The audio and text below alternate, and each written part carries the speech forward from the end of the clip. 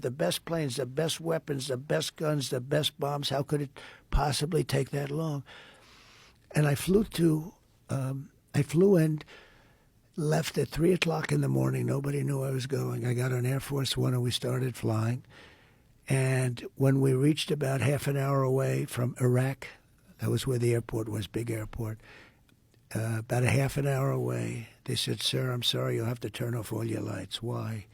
"We're getting close to our site, our land." I said, "You mean we spent $8 trillion and we can't leave the lights?" So think of this, 20 years, $8 trillion and we can't leave the lights on in a plane.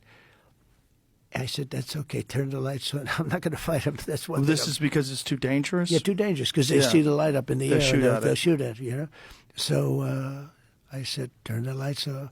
Then they said, "Sir, we're going to also pull your shades if that's okay." I said, "That's okay." The plane was pitch black, all the lights outside, you know, the blinking, they call them the blinking reds, they were all turned off.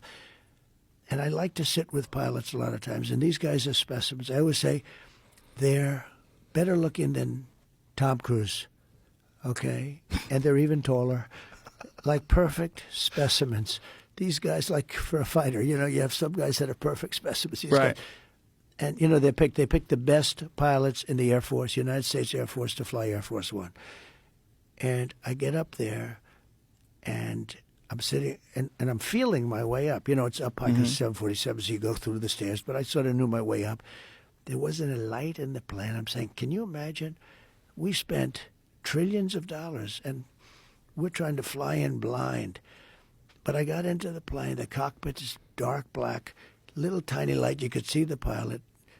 A perfect-looking human being. His co-pilot, everybody was perfect. They were all like movie stars. You know, it's like I could have cast a movie with these guys and nobody would believe it because they were too good-looking. So I said, "How are we doing, Captain?" "Sir, we'll be landing in 10 minutes. And I look outside. There's not a light. And I'm saying, you know, I've landed a lot of planes. And you see like little lights at least.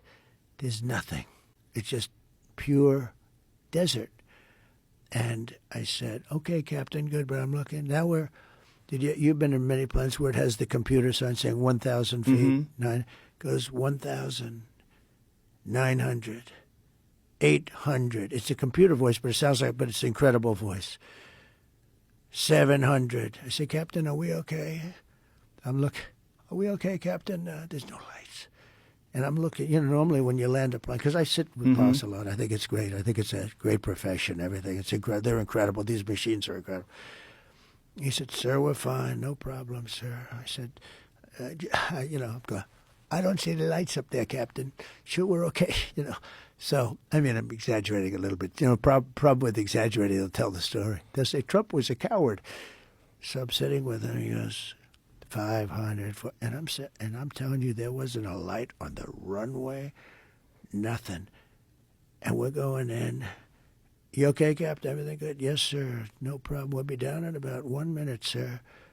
And I'm telling you, Joe, you know, there's always a light. There's not a little pin. And all of a sudden, psh, and you hear blah, blah, perfect landing like glass. That's how good. I mean, these guys, between the equipment and it's genius. It's pure. It was so dark, you couldn't see a thing. There was no runway. You wouldn't know where the hell you are. You're in the middle of a desert. And then I got out of the plane. I said, "Thank you, Captain. That's a great job." And then I got out of the plane, and I'm going down, and I see a general and another general. And I see a staff sergeant, a drill sergeant, and various guys, all central casting. Central casting. They said, "Sir, would you like to rest?" I said, "I don't want to rest. I want to figure out what the hell are we doing with ISIS. I'm hearing we can't. It's going to take years." "No, sir, we can do it very quickly, sir." And anyway, we go into the room.